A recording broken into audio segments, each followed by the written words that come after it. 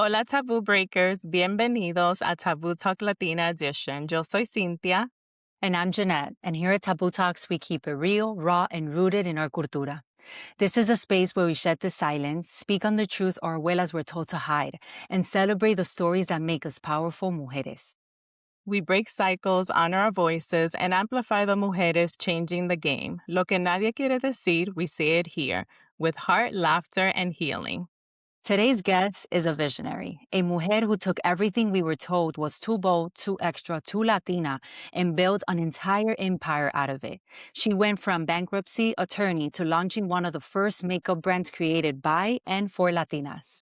She's the founder and CEO of Reina Rebelde, the award-winning beauty brand that unapologetically celebrates Latina identity through cultura and storytelling. Born in Mexico, raised in Dallas, and now redefining Latina representation across the beauty industry. Regina, welcome to Taboo Talks Latina Edition. We are really excited to have you here with us. I'm so excited to be with you guys. Thank you for having me.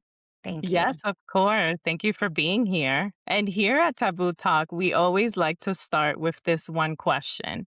What taboo shaped your story and how have you started to break it? So there've been a lot of taboos. I think the biggest one for me as an immigrant and a woman and like a Mexican coming to this country to kind of pursue a life here is to sort of keep your head down, don't cause waves, and do everything in your power to sort of make your life as easy as possible.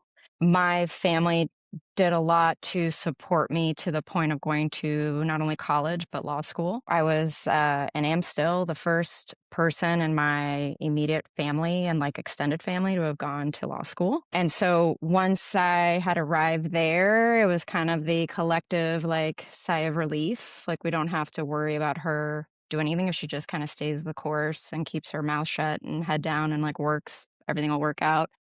But breaking that taboo for me meant about 6 or 7 years into my career, realizing that this was not going to be my life story. Like, I wasn't interested in just playing by the rules and going along to get along, and I think that that has really defined me at that time. I was in my early 30s, and it kinda continues to define and that narrative of, "Wait a minute, but I still have the right to change my mind," which is something I really encourage a lot of women to think about and younger women, like, you pick a path, it may not be the last path, and so for me was breaking the taboo of, "No, you don't have the right to change course, like, you're kinda set and everything's easy and no one's worried, so let's just let it be," and, in a way, like a radical act of independence and sort of, you know, sense of self to say, I'm willing to leave this security behind and go do something that is very risky, but maybe makes me feel a little bit more of like a whole person. So, And I love that you share about that there's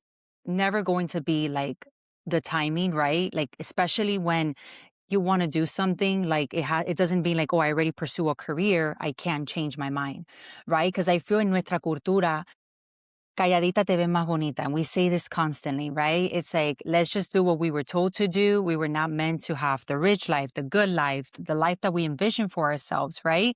Because at least growing up to me was like I was in the middle class. I never understood what that was, right? And it was because you have to follow this path.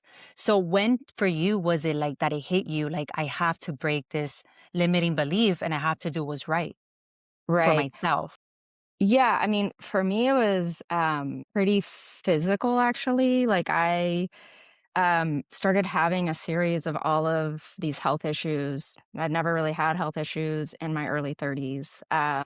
And they presented and kind of manifested in this way where it was like very clear that my psyche and like my internal being sort of knew I was in the wrong place and was doing the kind of like tap tap, right? The way it sort of starts intellectually, emotionally, but was not, I guess I was not heeding it. I was just like, shh, like back to work. And eventually it literally manifested in health problem. And I went and talked to all of these doctors in the United States, and everybody was like, I don't know, it's like these weird collection of symptoms. And I was working all the time and like was not taking great care of my health anyway. And then I went to a family friend that's a doctor in Mexico, and he just took one look at me and like looked at my symptoms, and he was like, this is stress and basically like an internal anxiety. I mean, he validated this feeling that the internal schism that I was feeling about what I was doing every day was going to manifest into a physical symptom to get me to pay attention to it. So that was kind of like the initial wake up call for me. And then that led me through like a very strong evaluation of maybe I need to take a step back and figure out what all this is meaning and what is this trying to say.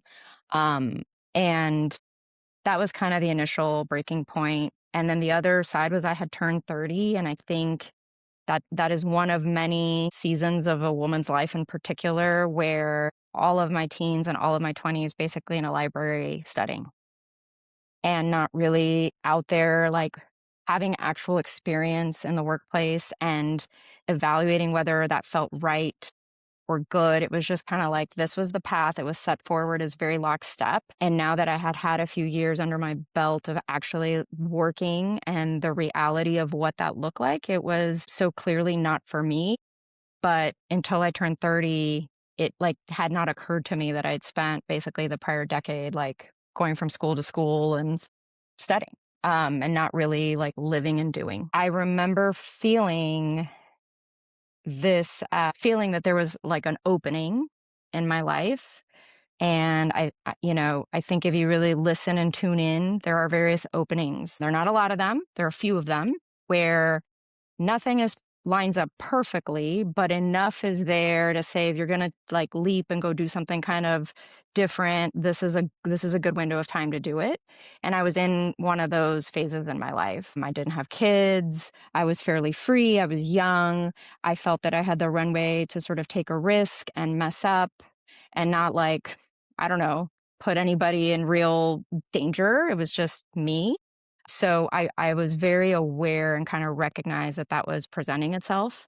So it was a little bit of like a lot of different, some things that were whispers that were kind of coming to me in like a real, almost higher self, like spiritual way, and some that were presenting in physical, like full stop, whatever you're doing, you need to stop doing this. And some that were certainly more kind of intellectual. And then just doing a lot of the work. I think what was very uncomfortable for me at the time, which was to consider that maybe I was on the wrong path. I mean, for anybody who's listening to this podcast who's been to law school, it's a beating. Like, it's very interesting, but it's a beating, and you don't go through that and go through the expense and the effort, and then all of a sudden wake up one day and be like, I don't think this is kind of how I want to spend the rest of my life. That there's a mourning that comes with that, and I think there was a real understanding because this also meant mourning what I had left behind or what I was leaving. Thank you for sharing because I know so many of us can relate to that part of your story. And did you ever feel in the midst of it guilt? Because I can just imagine hearing your story, right? Like our parents came here, sacrificed us all, right? You had your career set, and then Right.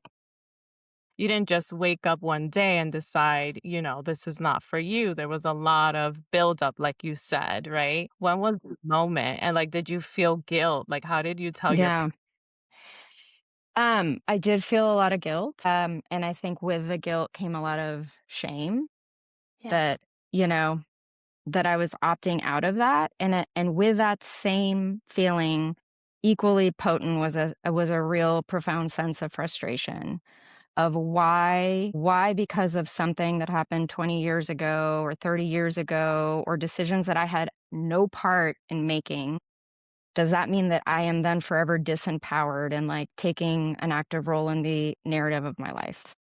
That doesn't seem fair. I know it is very much tied to our culture. And I think I really felt that part of my journey was also starting to train my family to realize that I was not going to participate in that narrative anymore. And if I wasn't willing to take this risk and upset them, make them uncomfortable, disappoint them, frustrate them, make them nervous, then they were never going to learn that like my whole life was probably going to be filled with a series of unpredictable choices at times, and they were never going to respect it. Because I think it's one thing to talk about it, it's another thing to do it. And it's very interesting. So many of my white friends find it funny how we approach these life decisions as if it's a family conversation and we're Yeah. opening it up for family conversation. Like it is a family decision. Whereas my white friends are like, no, we just decided we were moving. And so we just moved and we decided we were like leaving jobs. And I told my parents, a month later, I'm like, what? It's so true. I don't, I don't know her. What is that? Like, how does that feel?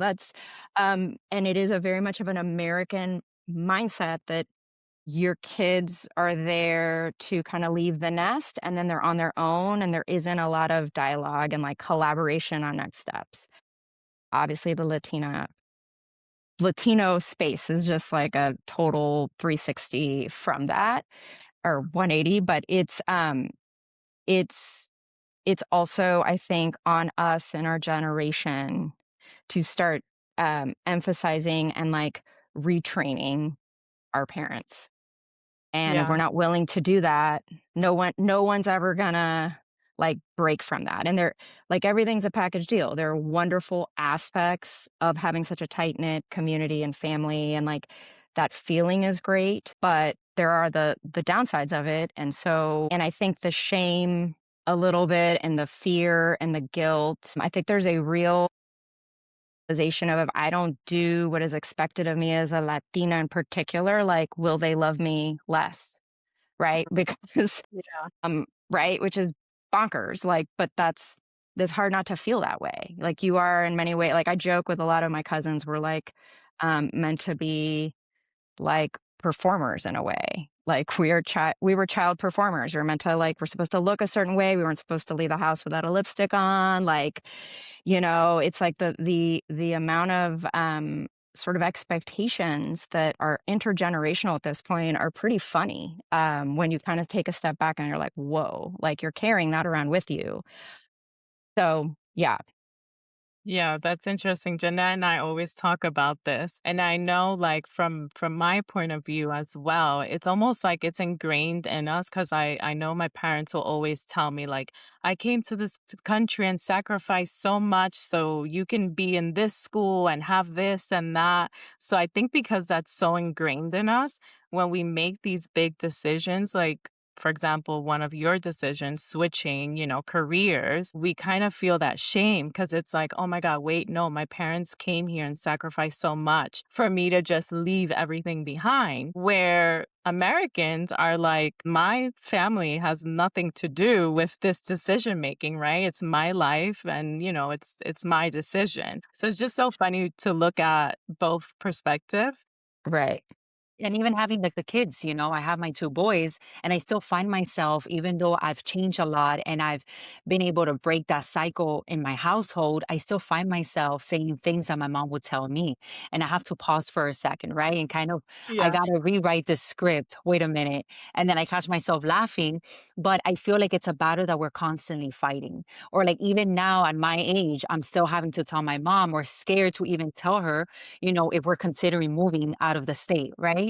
Because I feel like, what is she gonna think? Like, how can you take the boys away from me, right? So I couldn't agree more. And I feel like it's a constant battle, no matter if it's career or personal. Yeah. 100. Yeah, or, like, changing your haircut. I mean, Hair Yeah. I color. like Hair your color. hair color. It's just like, "Oh, wait, what? You didn't consult us?" I mean, Yes. I'll walk in with, like, a whole group of tias and whatever, and it's just, like, the once over, and then they go talk to each other like, "Oh, Regina doesn't look good in that color," Yes. I'm just like, I didn't know I was supposed to confer with, like, this group of brujas about, well, like, what I'm allowed and not allowed to do. Like, this is nuts. And it never ends, by the way. I don't know how old you are, but I'm 45. It does not end, okay? I'm like I am, like, past the middle age point. Like it never ends. So It's always gonna be what's next, right? It's like with us, we have two boys. They're like, so you're gonna try for the girl. But before with that, it was like, oh, so we're gonna have another one? Or when are you guys getting this? Or what are you guys up to now? Like it's a constant battle of like, what's next? What's next? So I agree. It's never ending. That's so funny. But you gotta love them, right? oh no, it like comes with so many wonderful things too. But it is interesting parenting. Now I have two boys too. It's like parenting and yes, catching yourself and also realizing like if you whatever you want to change has to be such a conscious, deliberate effort all the time to be like, I'm gonna parent this other way. And like it's exhausting. It is. Okay, now let's talk about some of the beauty taboos that we inherit, right? We have the colorism, the perfectionism, right? Ser una señorita perfecta, right? Calladita te ves mejor. And the shame of just being too much, right? Which I know we've all heard. Yeah. So, Regina, Reina Reverde was born because you didn't see us reflected in beauty. So, for so many of us, makeup came with taboos. No te pintes mucho, que parece reverde. Latina shouldn't be too bold. I've heard that all the time. Yes. Oh my God. And let me know, ladies, if your parents, specifically your mom, did this to you. So I remember when I was a teen and experimenting with like makeup and I wanted to wear red lipstick. My mom would tell me like red lipstick es para putas. Totally. I don't know if you girls heard that before, but my Of mom, course. and she's listening. I love you, mom. But I Yeah. remember you would tell me that. It's so true. It's so true. What taboo, Regina, especially now having Reina Reverde, right? Do you Right. come across or did you feel that you had to unlearn in order to create this brand that celebrates everything we were told to tone down? Right. I mean, I think it is the taboo of like looking so put together and so pretty. I mean, like the emphasis on aesthetics is bonkers, but it's like so pretty, but also like sit there and draw attention to yourself, but only the right kind of attention. And, and then don't have the person like put all this effort into it, but don't overplay your hand on your personality and like come out too much because nobody wants to see that either. It's basically an impossible task. And a lot of the inspiration and sort of emphasis in Reina Rebelde was that I have lived a lot of places in the United States, but as I was traveling, I was seeing that all these different, under the Latina umbrella, all these different cultures had different beauty standards, and they were all very well honed and very entrenched. Like the Puerto Rican community in New York City thinks is beautiful and fun to do is very different than maybe like what's going on in LA and the Mexican community. But I found that within all of these, like Reina Rebeldes in our midst, there were a lot of people willing to break these taboos. And what I was trying to do with the brand is, yes, celebrate that we all have that kind of mom, grandmother, tia voice, like being like, don't walk out the door looking like that. You never know. Make sure you put yourself together, but it's also not so serious. Like if you're going to strengthen the muscle and get used to flexing like a little bit of rebellion, a little bit of speaking out, and a little bit of asserting yourself more and breaking out of some of these intergenerational cultural things that we think kind of are holding us back, then like start in makeup, which is something we're all doing anyway. We're all watching makeup tutorials on TikTok. Start there because you can try it out for 2 hours and go home and wash it off. But the power of that kind of assertion and the power of that ritual and trying a different eye look or putting on a different colored eyeliner um, does actually work. And if you've ever tried it and you're never a red lipstick wearer, and all of a sudden you go into a party with a bold red lip, people literally stop. It is an attention getter. And it's kind of like, well, what got into, Lisa? Like, look at her. Like, what? Okay. And so it's the way it makes us feel. And my thought was like, let's celebrate both sides of this. That as Latinas, we know we show up in certain events and we are wearing black lipstick and, a short skirt, and we show up in other events and it's like pretty and pink and soft because la abuelita is going to be there and whatever. So white women, really, a lot of my white friends have a one makeup look and that's it. And it's the same makeup look and they wear it no matter what the event is and where they're going. And we're not that way. So it was really meant to be a little bit of a tongue in cheek. Like we all know we're already sitting and doing our makeup. So let's experiment with it. Let's show the different sides of our personalities, which we all know are in there. And for those of us that don't have like the rebelde side that we feel comfortable expressing, this is a very safe, sort of low risk way of doing it with makeup, and go out and try on that persona for an afternoon and see what that feels like. But also that you don't, kind of goes back to the having the right to change your mind. Just because you're locked into one career, one life path doesn't mean that that's all there is to you. And I feel that that can feel so limiting when you're a Latina in this country trying to kind of get ahead and sort of do all of these things. Like when I was starting the brand, Latinas were starting businesses at a faster rate than every other cohort in our country. They were applying and graduating from college at a faster rate. So it was just like, it's in there. The energy's there. It's out there. It's in our community. It's fantastic. It's just how do we make it more known? And so my contribution to that was sort of, a very fun, low key, high key, but like not a commitment. And I'm not asking anyone to get a tattoo to declare how they feel or hang, a flag outside their house. Like this is something else. It's lighthearted and fun and experimental, and hopefully also as a touch point of connecting different aesthetic makeup styles from different cultures within the larger umbrella of our community, because we know we're all different, like Mexicans and Puerto Ricans and Dominicans and Cuba. We're all very different. We know that. But that doesn't mean that there aren't like these cultural like nuances that we can share, especially through, the beauty space. So Mm. good. I love that. And how do you think Latinas have been taught to shrink themselves in beauty spaces? Like, what have you seen other Latinas Yeah. to shrink themselves? Unfortunately, and I have learned this through retailers and everything that I've done to try to get shelf space for this brand and for this community.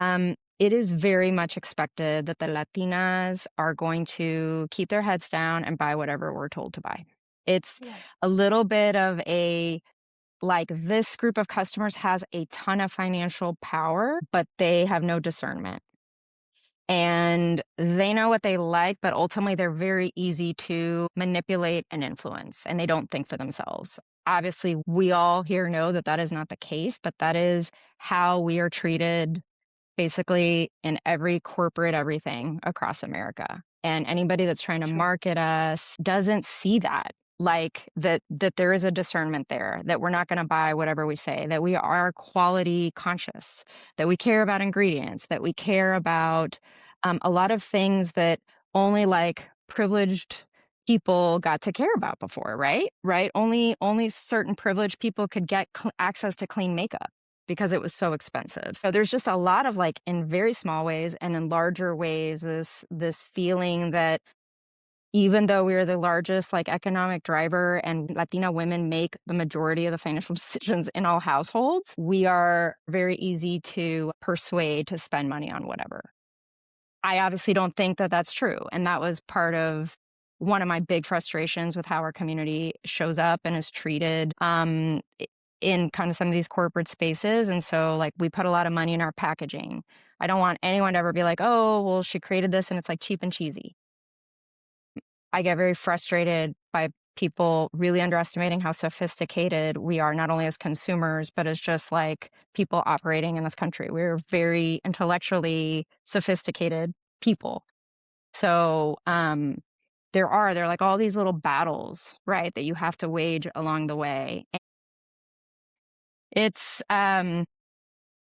if we aren't already like being taught within our family systems to kind of make ourselves smaller, certainly I felt anyway that the messaging at large in a commercial way was definitely meant to kind of like shrink us. So we try to push back on that, right? It doesn't always work, but that's all you can do. And the fact that you're making a difference, because me and Cynthia were talking about the branding alone of your products, right? Like it's so powerful. Like it builds confidence, it empowers you, right? Even if you've never purchased the product or it's your first time, like it makes you want to be a part of it. Well, Yes. thank you. It I truly mean, I hope does. so. It's just kind of like we all have all these different facets of who we are, and that's part of the beauty of being like an ambicultural, bilingual person in this country. And so, how do we get more people to feel comfortable incorporating all those things into how they're out operating in the world. And I think, if Latinas could all decide that we were all going to get together, like, basically we could take over so much in just harnessing like the power of all these different communities. It could make a big difference. Big time. Big time. I love that. And let's take it back because I know growing up, right? We just spoke about finding a stability earlier and not leave your 9 to 5, especially when you have a stable career and leave that stable career for a dream. It's that Latina guilt that we constantly carry, which I'm sure you felt at some point. Yeah, and we know you went from, being a bankruptcy attorney to a beauty CEO. Like that is such a huge pivot, right? And I know in our culture there's like a taboo around like walking away from stability or prestige. And I know so many of us here, right, from our moms, our tía chismosa, like cómo vas a dejar esa carrera, right? Something so stable. So what did it look like for you to break that taboo of choosing, your passion over like a respectable career? Yeah, it's I mean, if you're gonna do it, you basically need to be very willing to tolerate the discomfort of everybody in your family talking behind your back, because that's what's gonna happen. They're all gonna whisper. All the tias were like, after all that, and she went to all those great schools, and now she's gonna go like hawk lipsticks. I like que triste. It's like a tragedia, Yeah. Yeah. and you know what? That's okay. Like, I guess I always have to stop and wonder, like, why do I care so much?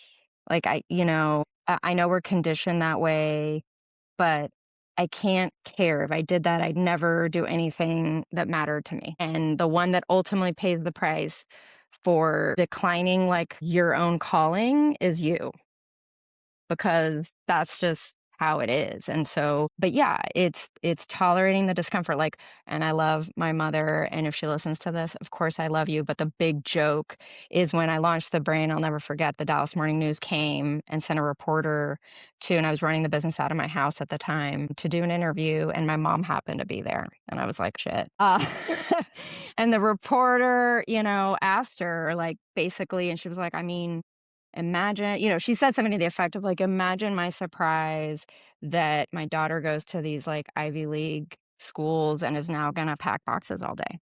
Right. I mean, and it was such a dig. And to this day, it's like kind of a dig. Like, and it's a joke, and she's very supportive, of course, but there is a tendency in like Latina culture to take any deviation from this path we've been encouraged to step into. And there's like a very overly simplified oversimplification of what that change means. And then like everybody globs onto it. Like she's having like a midlife crisis. Oh, really? What she needs is a baby, not a company. Really, she needs, you know what I mean? It's like everybody's got an opinion. And, in a lot of ways, I think we have to give our mothers and our aunts a lot of grace. They did not have the same like emancipated, free flowing, like sense of possibility that a lot of us have in our generation and the generations younger than me, where, we just have a lot more options than they did.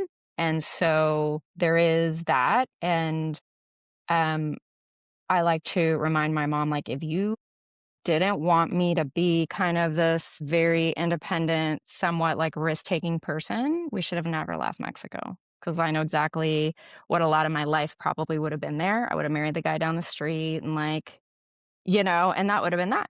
Right. But Settled. I didn't make that choice. And so, like, you educated me here. And this is also very much the American way, is that you take risks. And the idea that was not going to seep through and like pierce the cultural veil of living in a Latina like world within America is nuts, because you do dissolve in the soup that you're in, and we're all growing up in this world trying to I think really reconcile the beautiful parts of our Latina culture with this like very kind of dynamic, intense like American culture we're also living in. And so how do you bridge those in a way that like works for you?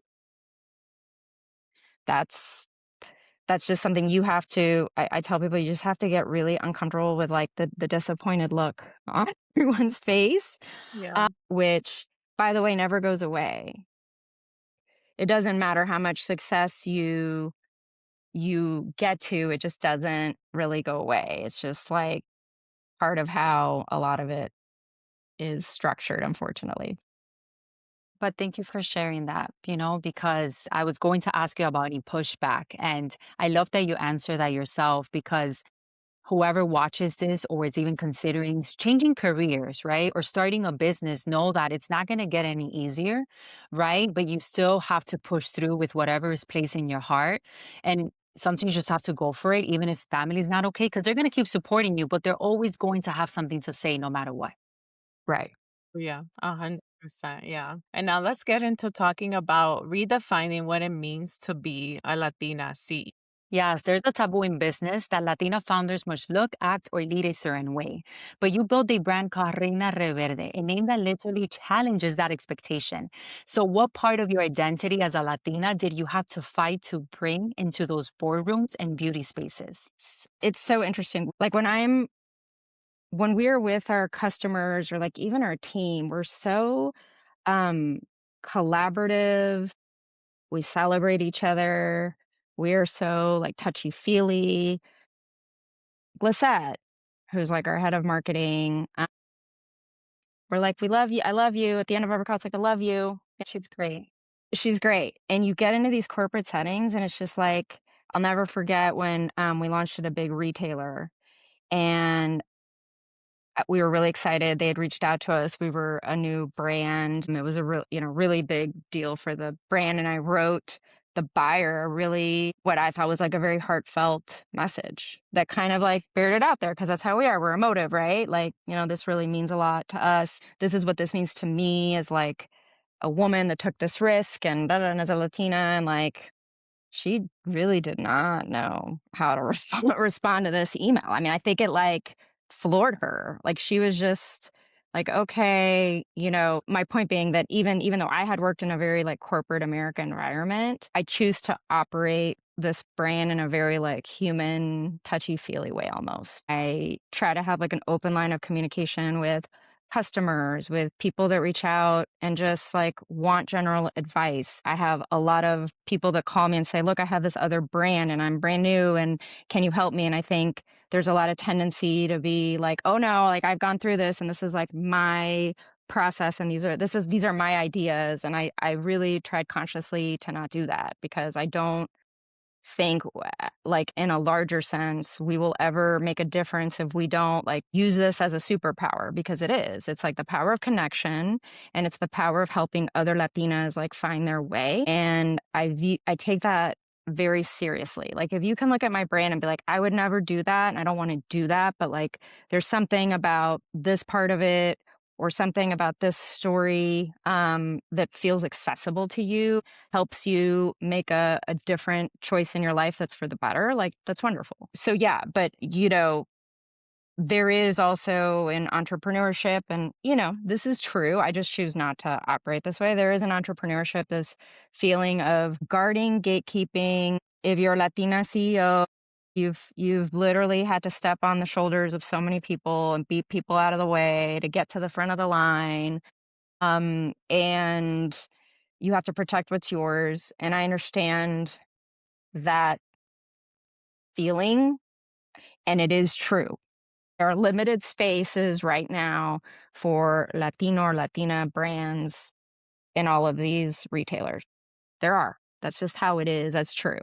But I think at some point for me, I always have to kind of stop and say, but at the end of the day, I'm the one, no matter what happens with my company, I'm the one that has to sleep with myself at night. Am I going to feel good that I had to act like an absolute asshole to all these other people in my community to get that spot? Like that doesn't work for me internally. So I really try not to operate that way. But it works from a business perspective for a lot of other people. Yeah. But I'm glad to see that it's different for you and your brand. You know, as Latina to Latina, that it continues to empower us and no gatekeeping, right? Like we're here to really see each other thrive. And if I can't benefit, that's okay too. Because I think that's also the problem, right? It's like, what can I get in return? Like, why should I give this to you when you're going to be successful and I'm not going to make anything? But there's so much more than that, and that's Right, where our perspective changes too. right. Yeah, I love that. And just one question. I know you were a lawyer and then went into the beauty industry. Why the beauty industry? What sparked that interest?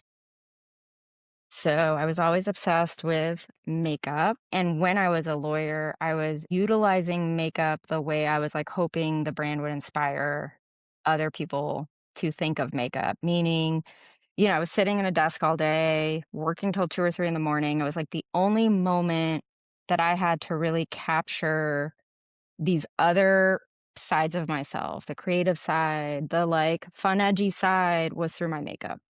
And I had a 10-minute window every morning where I could, through that ritual, capture and express something that was really important to who I am fundamentally that I couldn't display in any other way at work. And so I used makeup as that vehicle. And I was just always buying boxes and boxes of makeup. But in order to arrive at that kind of very like multicultural feeling of like I can be really rebellious one night and I can wear this to the office Christmas party another night. Like I had to buy from so many different brands with different like performances. And that was sort of the genesis and inspiration of like, this doesn't exist because every other Latina I know is multifaceted and has all these unexpressed parts of herself. And so that was why I was like, well, this makes sense. And then when I started doing a lot of market research, I was like, why we are the largest consumers of color cosmetics in this country. Why isn't anyone doing this? Like, why isn't anyone addressing this other than changing a billboard from, cover girl in English to cover girl in Spanish? And that's kind of the extent of the effort. And I feel like it really misses the point and fails to understand how like textured and varied like the Latina community is. And so and that was one of the reasons we called it Reina Rebelde is because we all use that term reina as like a way of elevating each other. We call our mothers call us that. We call our friends that. So it was also like a connection kind of point of seeing the community as a group of women that really could support each other and push through in that way. And by the way, like, what do we talk about when we're together? Makeup. At least me and my friends do. What Yes. True. lipstick are you wearing? Oh my God, I Yes, got the best new, the the mascara, everything. first cocktail at any like family gathering with other female friends and Latina like cousins is, the first cocktail is all spent about like everybody's makeup routine and new products they found, new skincare, you name it. I love it. What a And beautiful story. So inspiring. yes. And last question before we dive into our fun segment. What is one taboo that you're still trying to break? I think the being too loud. Yeah. I am a very like I don't pull punches. I very much tell it like it is. No one would describe me as a wallflower, let's put it that way. But I find I find either business owners or influencers who are just kind of out there constantly exposing themselves over and over again and talking about how great they are, their product is. Like I cannot do that. And I do it is a very much a cultural no. Don't get too big for your britches. Don't think you're better than anyone, and don't ever say anything that makes anybody feel like what you've done is better than what they've done. And it's kind of a very much like stay in your lane. which is not great from a marketing perspective in the world we live in. Like, you need to be, as a brand founder, like out there very shamelessly plugging your stuff all day long. And that is just it's such a taboo that I have a hard time breaking. And like, the more, and you kind of see it. Like, we were on the Today Show, and then like, several months later, we were on the Tamron Hall Show. And it was just like, as some of these bigger profile things happen, it's just like, the family's like, I bet she's going to think she's really special, Yeah. and it's like you get kind of knocked down 12 pegs. And there is that feeling of like never, and I think for me too, it's candidly very much never wanting like anybody who maybe follows the brand or sees the story to feel like this is so out of reach for them. And I think, you know, like we all know, you never really know what it takes to do something until you're doing it. But yeah, that's a taboo that, Lisette and I talk about all the time. She's just like, you just need to have that phone in front of your face all day long. And I'm like, nope, you need to get on social media and talk about this challenge you just went through and how you overcame it. And I'm just like, no. So, that was, and I mean, truthfully, like the brand was never meant to be about me. And I was very surprised by that, like that I was expected to make it about me. And it was really never designed that way. It was designed for me to be kind of like silently working in the background, but it really about elevating different Latina stories around the country and like empowering the community that way. And so when we first launched and we were really trying to do that, and it was like the more we did that, the more people were like, but where's Regina? We want Regina there. And I'm like, I know. like, I'm just like, no, this brand is not about me. This is not like a vanity project about me. And in hindsight, if I had to do it over again, I probably would have maybe even considered setting it up as like a nonprofit. And yes, we sell a product, but all like, revenue or profits go to something else because it was never about me. It's like I'm one story in this kind of fabric of like amazing stories that we were really out to try to tell those stories. And frankly, I think that would just be boring. Like nobody wants to hear about one person's story over and over again. I don't. So, but yeah, and but I do think a lot of that comes from that taboo of like, don't get too confident there. Yeah. The way we That were is one raised. of, I feel like every single Latina, right? One of their biggest taboos is that being too loud, right? And also being vulnerable in a way of like you share, right? It's like maybe you think no one wants to hear your story, but your story is truly inspiring. And that we got to hear it, to me was like, wow, anything is truly possible, right? And there is no certain age or time, like you can just go for it whenever and you can still make a difference. So thank you for sharing all of that with Of us today because course. it was really beautiful. Thank Yeah. you. All right, now we're gonna get into our fun segment. So before La Tia Chismosa comes in, let's have a little bit of fun. So whatever comes to mind. Okay. Okay. If you could only pack three things in your Latina survival kit, what are they? Flaming hot Cheetos, a red lipstick. um, Okay, that was easy. yeah. Yeah.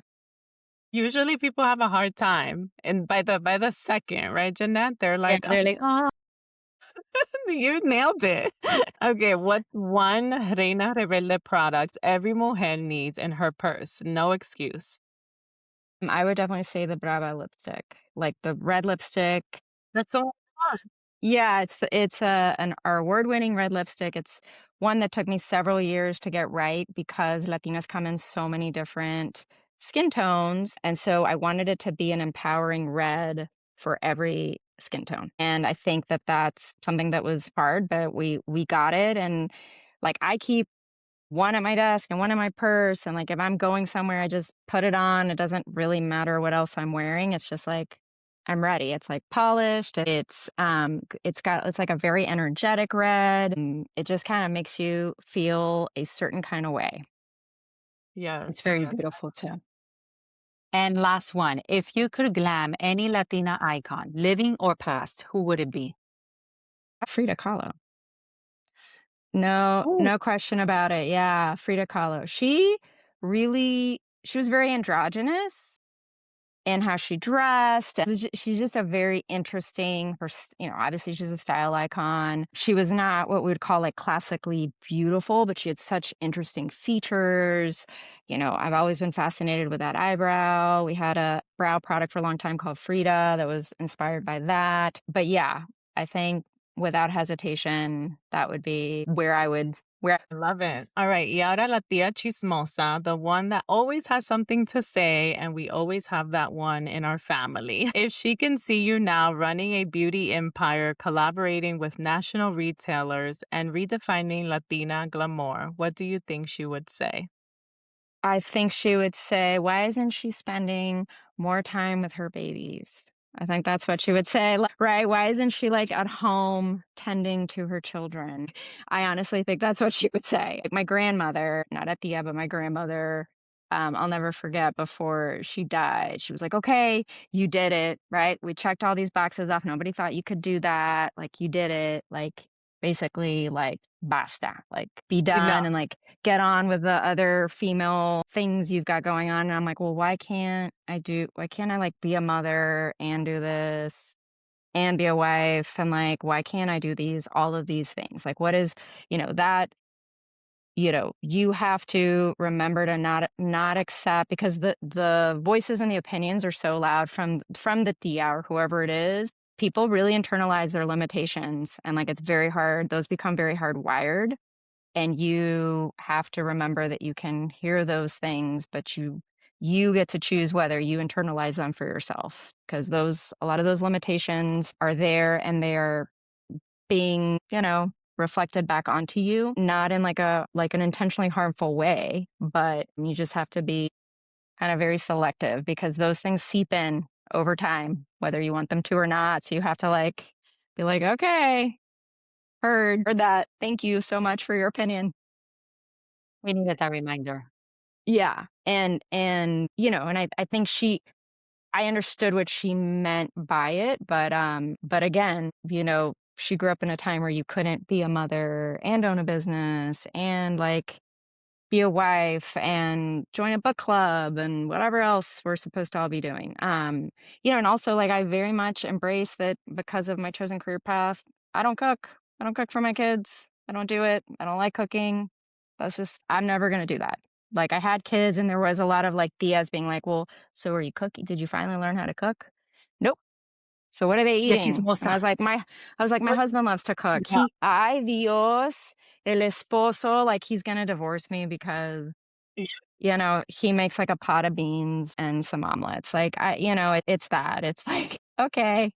But it's that. It's just accepting it, listening to it, brushing it off, and then just keep going. And I feel that's the hard part of like, it still bothers us even when we move on and knowing that we're not doing anything wrong, of like, why can't they just be happy? Why can't they just let it go? But it's going back to like, that's all they know. Yeah, That's all that's they all they. know, and it's a betrayal to them, and I think we've been taught to internalize them. Like, if we break the mold that they made work for them, it's almost like it's a way of sort of, like, saying to that person in your family, like, "That's great, that worked for you, but that's not good enough for me, or I want more." And this concept of wanting more is really like, "Wait, what?" Because it feels like an indictment of their choices, Yeah. and It's like rebelling yeah. against what they knew. Against what they knew, and they don't like that, because then you become something else. And I think at the core of it, the way I've psychoanalyzed this, and I'm not a psychologist, but in my very limited capacity, is there's a fear from the family system of abandonment, right? Like if you go out and you step out and you seek more, like you will lose connection and like the tethering with the family unit. You will abandon them. And it's just like, how do you kind of, yeah, make sure that you're sort of saying, no, I can step out and I'm still going to be tethered right here. You still are allowed to have an opinion about what color I dyed my hair. I promise. Ugh. Like, right. So I don't know. That's a whole nother podcast. That's a I know. whole It's a other good one though. podcast, because it's like, it's so deep. I don't know if you guys have seen all over social media. Marcelo Hernandez from SNL has a new. Yes, we were just talking about that. And he was, like, saying some things, I was like, oh my god, like, this all just feels like it was just so, like, on Talking the to you. surf oh my god, I was like, "Oh god, you too." And it's so funny because it's so identifiable, but it's, like, so unique to our culture that if you Yeah. know, you know, you know? Yeah. And So I true. think you know what it is too. I think that generation, they don't want us to lose the culture. Right. 'Cause I know a lot of times, sometimes my mom would be like, "Oh, like, my kids, like so and so doesn't is not speaking Spanish." And during the holidays, not that I confronted her, but I was like digging deep as to why she was so upset. And it was that. It was like, I don't want you to lose the culture, and then you have to pass it on to your kids. And if they're not learning the language, I feel like there's gonna be a disconnect between my grandkids and me. So Right. I think big thing for them, like, a disassociation of, I don't want the culture to die. Right, and I it's so interesting you say that when I was putting together like, really doing a lot of on the ground research for the brand, I realized that I encountered so many young Latinas that felt very ashamed about not speaking Spanish fluently. And they're 3rd, 4th generation Latinas, and they feel their identity is fiercely Latina, but they don't speak the language. And that took me a long time to figure out how I was going to maneuver that, and kinda where we landed was giving the product the shade names like a name in Spanish in a very non-threatening way. So if you whether you're, like, American, we have, like, a ton of just, like, not American, like, white customers who don't speak Spanish, like, you could look it up and get a chuckle or learn something or learn a new word, but it was not a hammering over the head, everything's in Spanish. Because one doesn't necessarily negate like, that doesn't negate your Latina identity, but it is such a sensitive thing for all of these generations is, like, how the language is being passed down and to what level and, yeah, what do you do about that? So, yeah, I understand that anxiety. Oh, and I totally get it. Yeah. From her perspective as well. Yeah, I love that. Alright, I think we might need, like, a part 2. Yes, yes, I would love that. And of course, before we wrap up, if you can tell our listeners where they can find you, where they can find your brand. And I think it's your 10-year anniversary this month, right? Yes, yes. So, well, it's our 10-year anniversary this year, so we're doing a different promotion every month. And so you can find our products on reinarebelde.com. You can find us at JCPenney stores nationwide, jcpenney.com, Macy's.com, Amazon, soon to be launching on Nordstrom.com. And then this month on our website, so we have this amazing other than the Brava lipstick, I would recommend you get this product. It's our finishing powder, and it was actually the first complexion product we did. It has done phenomenally well for us, yes, and, there are a million reasons why I love this powder, but, you can get a free it comes in a large size and a mini travel size, so we're giving away a free mini size of the powder with any purchase. So if you go on our website, you go select which of the 4 shades you want, put it in your cart, and then at checkout, it'll zero out and you'll get that item for free. But yeah, strongly recommend you try that. And we just launched an amazing new black eyeliner called Exagerada, which has like a Oh. matte finish. And obviously, if you have beef with any of the names of the products, call me because I came up with all of those. That's like my favorite part is like creating the product and then coming up with the names. But anyway, we've all been called, two point of this podcast, we've all been called exageradas once or twice. Yeah. So yes. Anyway, so yeah, you can find us at any of those places. And yeah, So thank you guys beautiful, so Regina. much Thank you for being here with and us. happy Congratulations. 2026. Yes. Yes. Happy New Yes. Year. Happy New And Year. again, thank you for everything. You're showing Latinas everywhere that we can redefine, our glamour, our own path, and our own power. It was such a blessing to have you here with us. Thank you. Yeah.